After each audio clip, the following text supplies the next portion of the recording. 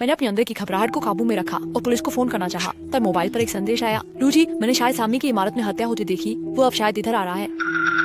मेरी ऊपर वाली मंजिल 602 में रहने वाले शाओयिन संदेश भेजने वाली थी, क्योंकि हमारी तरह वह भी अकेले रहते हैं। इसलिए अक्सर जब कोई समस्या होती है हम पहले एक दूसरे से चर्चा करते हैं। लेकिन मैंने नहीं सोचा था कि उन्होंने भी हत्या स्थल देखा होगा। मैंने भी देखा, अब क्या करना चाहिए। मैंने अभी पुलिस को सूचना दी है, लेकिन उन्हें आने में अभी थोड़ा समय लगेगा। मुझे लगता है कि उसने मुझे देख लिया है और वो मेरी ही तरफ आ रहा है। मैंने पुलिस से जब इसलिए करने और ज्ञान को कहा था कि ऐसा लड़की पर कोई नहीं है। अब मैं ये सुनिश्चित नहीं कर सकता कि वह सेंटा क्लॉज आखिर किसे ढूंढ रहा है। ये सोचकर कि आज त्योहार है, शायद कुछ लोग थोड़ा देर से वापस आएंगे, मैंने तुरंत एक संदेश स्टील ग्रुप में भेजा। हमारे एक नंबर बिल्डिंग में एक सेंटा क्लॉज बने हथियारा है, सभी सावधान रहे, अजनबियों के लिए दरवाजा ना खोले। हालांकि उस समय अचानक गलियारे में दरवाजा खटखटाने की आवाज आई थी। तो आवाज बहुत धीमी थी, इस खामोश रात में बिल्कुल अनगुंजित लग रही थी। बुरा क्रिसमस से सांता क्लॉज मुझे ढूंढने आ गए हैं। मैं अपनी कांपती हुई हत्या को नियंत्रित करने की पूरी कोशिश कर रहा हूँ। धीरे धीरे दरवाजे की चुपड़ा की तरफ बढ़ रहा हूँ। बाहर एक आदमी खड़ा था, वह मजबूत शरीर वाला था और उसके चेहरे पर हल्की मुस्कान थी। गलियारे की रोशनी बहुत धुंधली थी, ध्यान से देखने पर ही उसकी शक्ल का अंदाजा लगाया।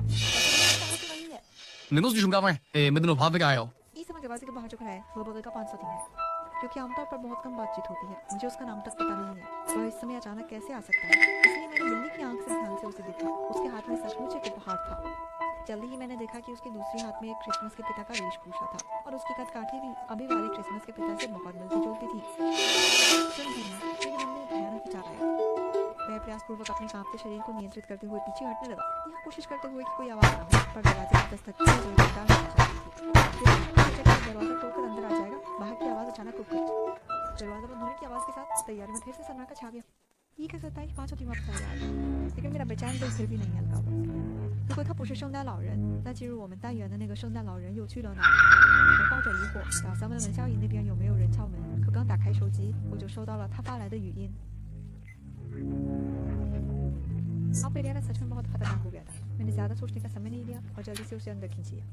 छोटी तू नीचे से आ रही, कितना खतरनाक है। छोटी अंदर आता ही मेरे हाथ को कस कर पकड़ ली और दरवाजे के बाहर एक तक दिखती रही।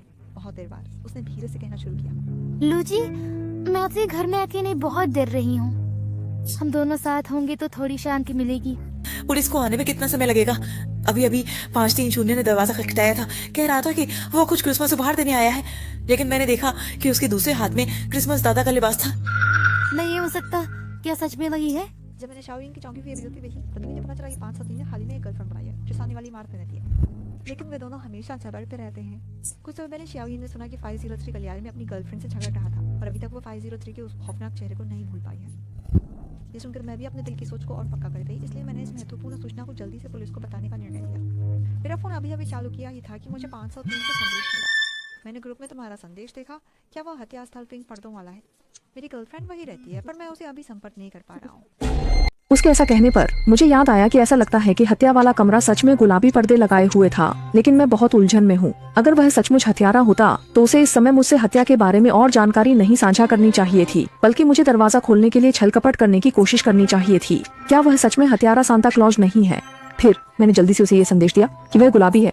न केवल मैंने बल्कि मेरे बगल में रहने वाला 602 नंबर का भी उसे देखा। आपने कहा कि 602 नंबर का शाओयिन आपके पास है?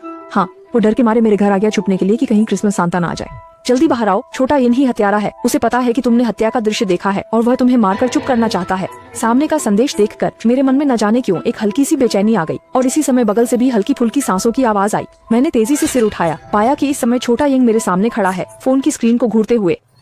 अचानक प्रकट हुए छोटे यिंग ने मुझे चौंका दिया और मैं जल्दी से उससे दूरी बना ली। लेकिन ठीक उसी समय दरवाजे के बाहर अचानक जोरदार दस्तक की आवाज आई। तुम्हें ढूंढने का समय आधी रात को था। ये 503 है, वो यहाँ कैसे आ गया? अभी मैं प्रतिक्रिया ही कर पाती कि शाओयिंग दरवाजे की ओर दौड़ा और दरवाजा बंद कर दिया। दीदी उसकी बकवास मत सुनो, वो तुम्हें दरवाजा खोलने के लिए मना रहा है।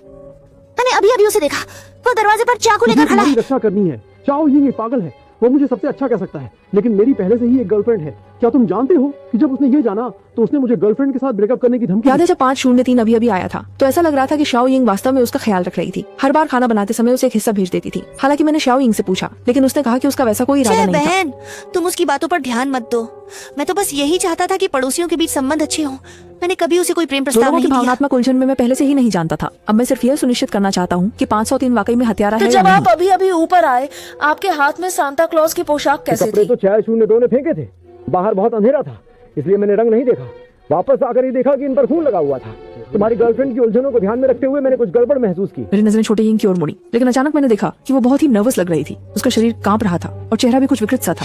क्या छोटा यिंग वाकई वैसे ही है जैसा कि 503 ने कहा था? मुझे ऐसा चौंकना देखकर छोटा यिंग ने अपना मोबाइल फोन मेरी ओर बढ़ा दिया। दीदी, ये मेरे घर के इलेक्ट्रॉनिक ताले का स्विच रिकॉर्ड है। मैं आज पूरा दिन घर पर ही था, यकीन न हो तो देख लो। मैंने ध्यान से देखा, उस पर सचमुच केवल उसके नीचे आने का स्विच रिकॉर्ड था। लगता है मैंने सच में ज्यादा ही सोच लिया। मैंने जल्दी से शाओ यिंग से माफी मांगी। आखिरकार इस शहर में एक दूसरे का ख्याल रखने वाले दोस्तों के रूप में अब इस तरह उस पर शक करना हमारी दोस्ती को पूरी तरह से चोट पहुँचाता है। इसलिए मैंने फोन वापस कर दिया और जब उसने जगह बनाई, मैंने मौका पाकर दरवाजा खोलकर बाहर भाग गया। 503 भी मेरी अचानक उपस्थिति से चौंक गया, पर जल्दी ही वह समझ गया और मेरे साथ मिलकर दरवाजा रोक लिया। छोटा यिंग घर के अंदर दरवाजे की पार्टियों को लगातार पटक रही थी। हालांकि उसमें ज्यादा ताकत नहीं थी, लेकिन मैंने फिर भी काफी सतर्कता से दरवाजे का हत्था दबा रखा था। छोटा यिंग, तुम दिखावा मत करो। मुझे पता है तुम ही वो क्रिसमस सेंटा हो। तुम मेरे घर मुझे मारने ही आए हो। क्योंकि अभी अभी मैंने तुम्हारी कॉल रिकॉर्ड्स देखी। तुमने बिल्कुल भी पुलिस को फोन नहीं किया और तुम्हारे हाथ में जो कंगन है वही सांता क्लॉज के हाथ पर दिखाई दिया अचानक था। कमरे में सन्नाटा छा गया, लेकिन अगले ही पल शाओ यिंग ने अचानक से जबरदस्त ताकत दिखाई। दरवाजा लगभग टूटने ही वाला था कि तभी पुलिस समय पर पहुंच गई और शाओ यिंग को काबू में कर लिया। और सब कुछ ठीक वैसे ही था जैसे 503 ने कहा था। शाओ यिंग ने उसे पाने में असफल होकर उसकी गर्लफ्रेंड को निशाना बनाया।